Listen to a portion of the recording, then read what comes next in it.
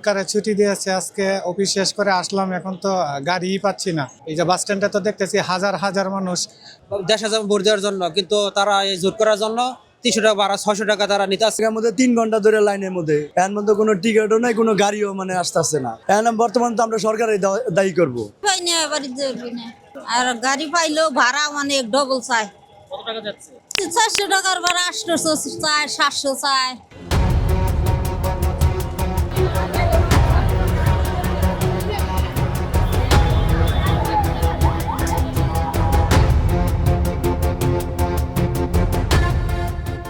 এর মধ্যে 3 ঘন্টা ধরে লাইনের মধ্যে, এর মধ্যে কোনো টিকিটও নাই, কোনো গাড়িও আসতেছে না।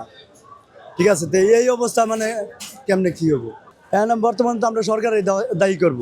সরকারের দায়ী করবে এর জন্যই যে এটার তো একটা ব্যবস্থা করা উচিত ছিল, যে এই জনগণ তো ভোট দিতে যাইবে। ঠিক আছে, তো তা করে কেমনে ফাড়াইবে? ঠিক আছে, এটা তো হ্যাগর দেওয়া দরকার আছে না। হেরা তো এই জিনিসগুলো দেখতেছে না। কাউন্টারে আইসে আমরা দেখলাম অনেক ভাই বলছে গাড়ি 300 টাকার ভাড়া 600 টাকা তারা নিব, তারা জোট করছে।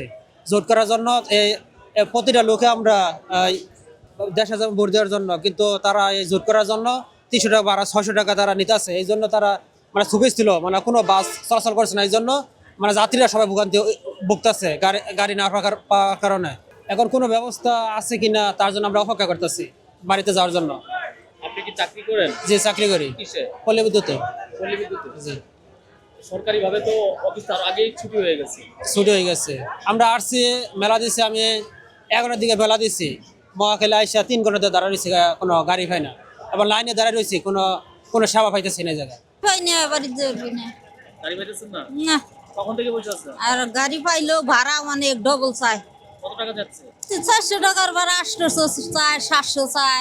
তারপরেও তো তোলে না দাঁড়ার জন্য। আপনি এখানে কখন থেকে আছেন? 1-1.5 ঘন্টা। তো ভোট দিবার যাবো না, তাই আমরা যাবো কেমনে?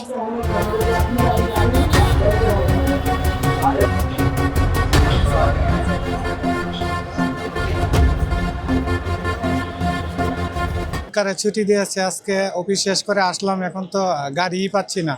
এই যে বাস স্ট্যান্ডে তো দেখতেছি হাজার হাজার মানুষ। সরকারের এই বিষয়টা একটু চিন্তা করা উচিত ছিল, যে আসলে লোকজন বাড়িতে যাবে, পর্যাপ্ত পরিমাণ যাতে যানবাহন পাওয়া যায় ওই ব্যবস্থাটা করা উচিত ছিল। কিন্তু সরকার এখনো পর্যন্ত আমরা ওইরকম কোনো পদক্ষেপ পাই নাই। এখন তো আমরা যারা যাত্রী আছি, যারা ভোট দিতে যাব, তারা তো ভোগান্তির মধ্যে পড়লাম।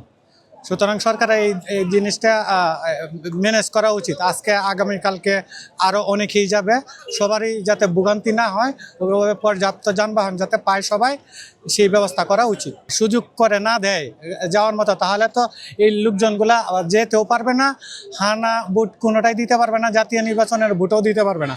এই ছুটিতে ঢাকা অযথাই পড়ে থাকতে হবে তাদের সবাইকে। সবারই তো ইচ্ছা আছে দেওয়ার জন্য, যাতে দেশটা পরিবর্তন করতে পারি আমরা। 17 বছর পরে যেহেতু আমরা সুযোগ পেয়েছি নির্বাচনে ভোট দেওয়ার জন্য, সেহেতু সরকারের উচিত অন্তত পাবলিক যে গাড়িগুলো আছে, বাসগুলো আছে, সার্ভিসগুলো যাতে দেয়া হয় ওই ব্যবস্থা করা উচিত। ভোট দেওয়ার জন্য হলো যারা ঢাকার বাইরে যাবে তাদের যাওয়ার ব্যবস্থা করা উচিত। আচ্ছা, এই জন্য আপনি কাকে দায়ী করবেন?